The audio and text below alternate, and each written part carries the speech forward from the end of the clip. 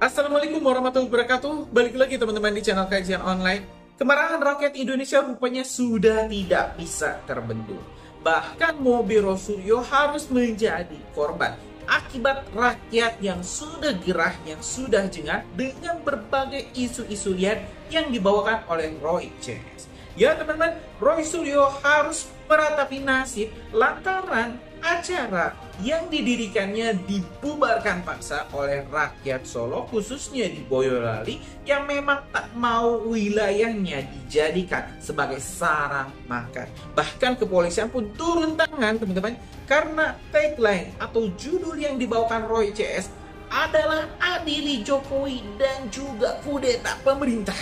Itu rupa-rupanya teman-teman sudah masuk kategori makar, bukan lagi diskusi publik, bukan lagi suara rakyat. Bagaimana bisa ini sebuah acara membuat sebuah judul besar di mana judulnya itu adalah adili presiden ke-7 dan juga turunkan wakil presiden.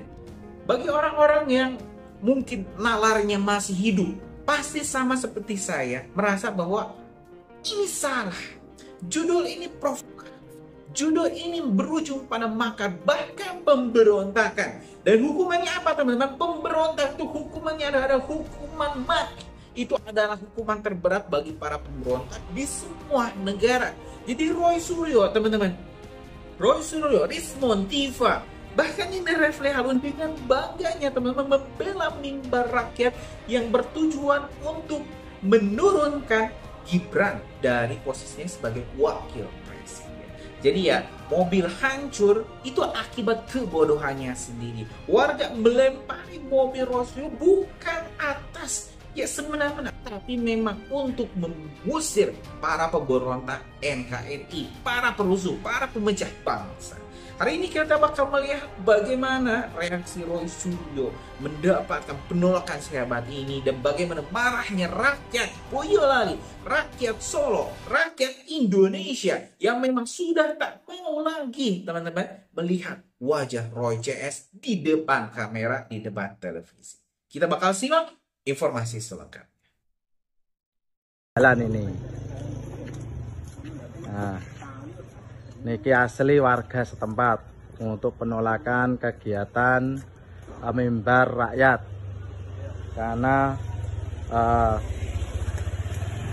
warga setempat juga merasa resah dengan kegiatan itu sehingga ikut andil dalam penolakan kegiatan mimbar rakyat.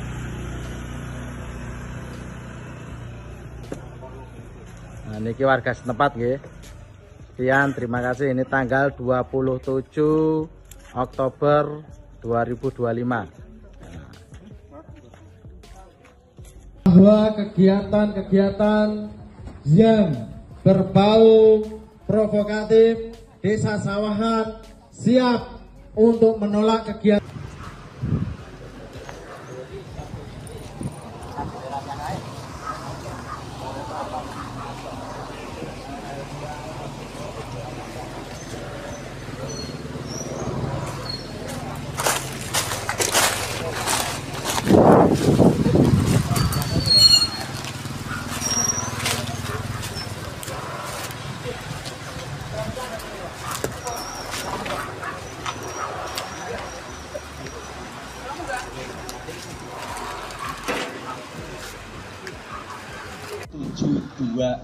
Boyolali menindaklanjuti laporan warga Desa Sawahan perihal penolakan mimbar bebas oleh Rumah Juang Pro Demokrasi yang diketahui oleh Bapak Suroto yang sedianya akan dilaksanakan pada tanggal 27 dan 28 Oktober 2025 yang akan dilaksanakan di Dukuh Karangmojo RT 5 RW 5 Desa Sawahan Kecamatan Ngeplak Kabupaten Boyolali. Maka dengan ini kami selaku pemerintah Desa Sawahan memohon kepada Muspida Kabupaten Boyolali untuk bisa menghentikan acara tersebut dikarenakan dikhawatirkan bisa memecah belah kerukunan dan persatuan di antara warga. Demikian surat.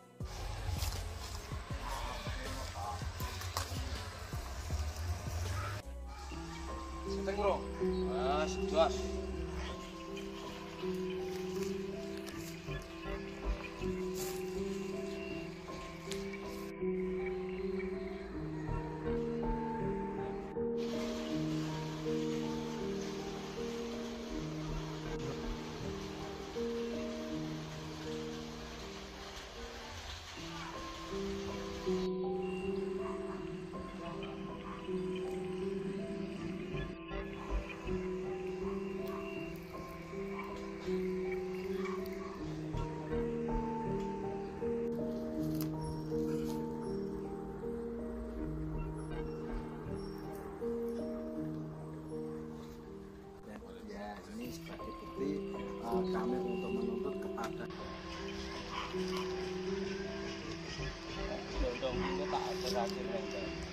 ini bukti real masyarakat.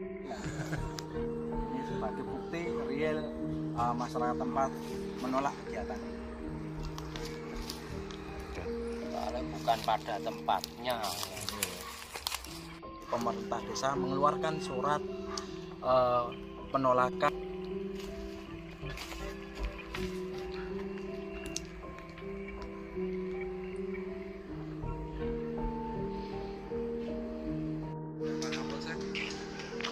Soalnya ada nanti main tuh sing pihak kono.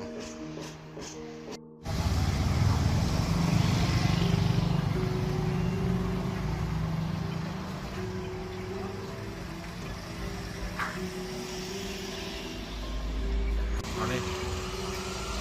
Polisi. Iya. Salah kan?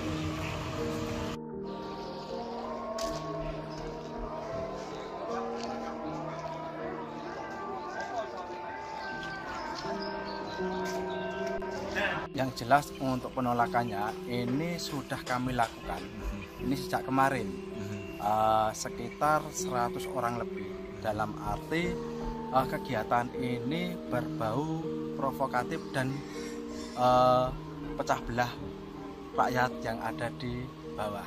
Nah, sehingga gerakan kami, penolakan kami atas nama warga masyarakat Desa Sawahan menolak kegiatan ini karena bikin ricuh dan bikin bersifat dan berbau provokatif. Ini sendiri Mas tahu apa ini, Mas? Setahu Mas? Yang setahu saya ini adalah dari gerakan orang-orang yang sakit hati terhadap apa yang mereka yang jelas adalah untuk berkaitan dengan kegiatan ini adalah untuk menggulingkan pemerintahan yang sah. Karena apa? Yang nama pemilihan ini sudah sah dipilih oleh rakyat, kenapa harus dimaksudkan? Terkait dengan kegiatan aliansi masyarakat berdasarkan pro demokrasi memang mau mengadakan kegiatan di sini, namun ada penolakan dari warga masyarakat yang mana warga masyarakat itu sangat keberatan dengan adanya kegiatan tersebut. Jadi sifatnya kami dari kepolisian Polres Boyolali bersama Polsek Kemlak melaksanakan kegiatan pengamanan supaya tidak terjadi gesekan baik peserta maupun warga masyarakat sekitar Sawahan. Ya. Ada berapa anggota yang diterjunkan kan hari ini? Mungkin untuk personel dari Polres Boyolali melaksanakan pengamanan kurang lebih sekitar 80 personel. Silakan Pak Roy. Terima kasih teman-teman semuanya. Assalamualaikum warahmatullahi wabarakatuh. Rekan-rekan, sebelum nanti saya bacakan beberapa poin, dan ini ada hal yang sangat baru yang saya sampaikan di Solo, yaitu tentang rumah baru Jokowi. Nanti ada hal-hal yang kita bongkar semuanya, ya. Tapi sebelumnya, karena khas ini di Solo, saya ingin mengawali dengan menyampaikan mocopat atau kidung khas Solo, ya. Rahayu tanah Nuswantara gumelar ing mega mendung. Swara rakyat lir kembang kenanga, nyaur sepi ngatur panggalihe wong cilik. Yen pangwasa lali janji, tansah elinga swara bumi. Aja dumeh, aja kumalungkung, adil jujur dadi pepadang ati. Sira para putra bangsa, tata titi lan tepa slira, aja lali karo niat suci, maksulke Gibran adili Jokowi. Jadi hujan kali ini itu insya Allah justru menunjukkan bahwa kita diberi keleluasaan, kita diberi restu, dan kita diberikan jalan untuk terus bergerak. Saya ingin sampaikan beberapa poin, dan hujan insya Allah sebentar lagi berhenti. Ini sengaja turun pada saat kidung tadi, ya. Yang pertama, kami mengutuk keras tindakan saudara Joko yang tadi sudah melakukan penghadangan dan bahkan menyampaikan teror kepada kami semua. Joko memang namanya, tidak mesti Joko itu seorang Joko Widodo, karena dia adalah Joko Sasono. Joko Sasono orang kelahiran 2 Mei, padahal dia lahirnya tuh 2 Mei loh, di Hari Pendidikan Nasional. Kenapa tidak terdidik dia itu?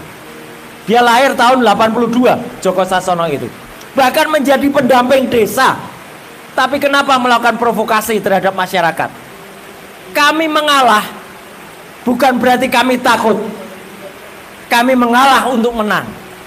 Dan insya Allah Joko Sasono dan orang-orang yang tadi menggeruduk dan tadi melakukan tindakan yang tercela itu akan mendapatkan balasan dari Allah Subhanahu wa taala.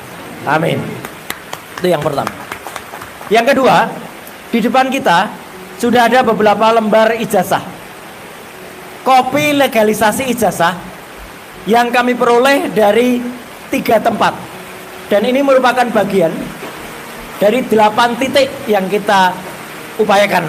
Saya, Bang Rismon, Dr. Tifa, dibantu juga oleh Pak Dr. Punatua, Pak Bangun Sutoto, Pak Dr. Taufik, Mas asistennya Dr. Taufik, Andika dan kawan-kawan, termasuk juga Michael, Pak Janes dan kawan-kawan. Kami berusaha ini, dan kami telah mendapatkan setidaknya 4 dari 5 yang kami inginkan. Di antara 4 itu, 1 yang ada di tengah ini sebenarnya adalah kunci,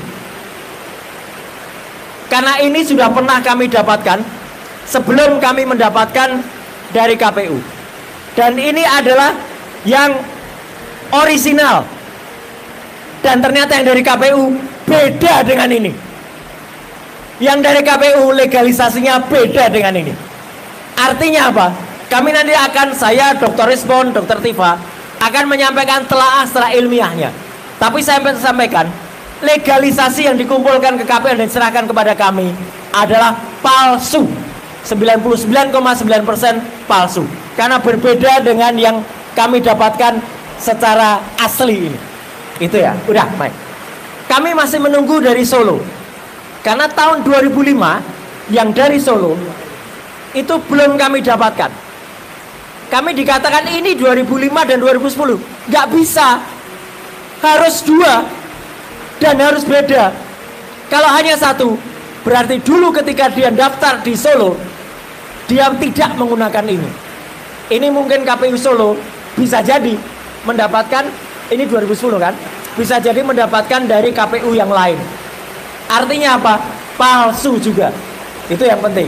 Dan itulah hasil daripada apa yang ada. Kemudian kami juga akan melakukan gugatan ke KPU. Nah, oleh karena itu, mohon maaf teman-teman semuanya, di Solo, saya besok mohon pamit. Saya besok harus menampingi Dr. Punatua Silalahi di sidang Komisi Informasi Pusat. Tapi semua masih ada di sini. hanya saya aja yang nggak ada di sini. Saya ke Jakarta ya untuk menjadi ahli di dalam Komisi Informasi Pusat untuk meminta dari Komisi Pemilihan Umum meminta kepada ANRI, Arsip Nasional Republik Indonesia. Nah, masih soal Jokowi, ini penting banget. Tidak jauh dari tempat kita berada, ada rumah baru dibangun yang bertempat di Desa Bluluan, Colomadu. Ini melanggar aturan. Kenapa saya bilang melanggar aturan? Ada Undang-Undang nomor 7 tahun 78, khususnya pasal 8. Di situ jelas aturan berapa nilai maksimal untuk seorang mantan presiden. Maksimal plus minus 20 miliar. Maksimalnya 20 miliar. Berapa nilai tanah milik Jokowi yang dibangun oleh pemerintah? Dulu mungkin hanya 2.000 atau 3.000 meter. Sekarang menjadi 12.000 meter. 12.000 meter itu 1,2 hektar. Harga tanah di sana sekarang harganya adalah kalau di total kalikan dengan 1,2 hektar sudah nilainya 200 miliar. Jadi sudah 10 kali.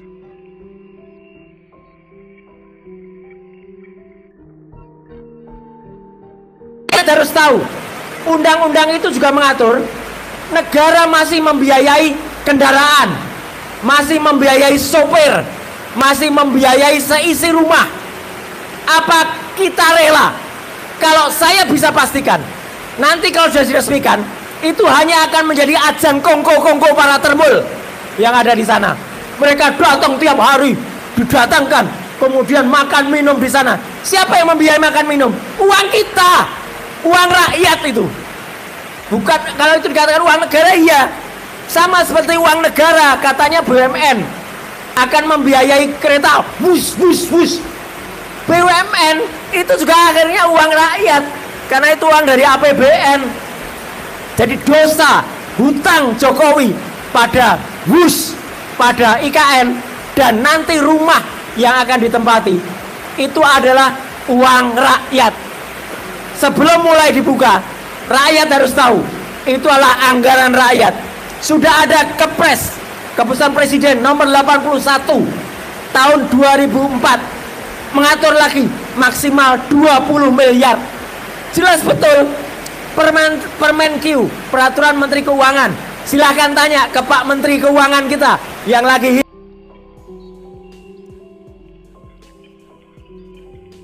Ya teman-teman, barusan kita telah melihat selengkapnya informasi terkait berbagai makar-makar yang memang sengaja dibuat oleh Roy CS untuk mengganggu NKRI. Serasa-rasanya sudah sangat tepat kalau misalnya Roy Suryo segera diamankan, karena bukan lagi soal intelektual akademisi ataupun kebenaran yang diperjuangkan, tapi ingin membuat NKRI ini hancur. Bagaimana bisa teman-teman ada seseorang yang membuat sebuah acara dengan tema memakzulkan wakil presiden di tengah-tengah rakyat Indonesia yang sangat mencintai pemerintah, mencintai wakil presiden kita. Jadi sudah sangat tepat teman-teman kalau misalnya ya Roy Suryo segera ditangkap. Kita bakal tunggu reaksi atau ini pengumuman penetapan tersangka Roy Suryo. Karena itu subscribe dan nyalakan lonceng notifikasinya biar gak ketinggalan update informasi menarik lainnya dari Kaca. Terima kasih teman-teman. Assalamualaikum warahmatullahi wabarakatuh.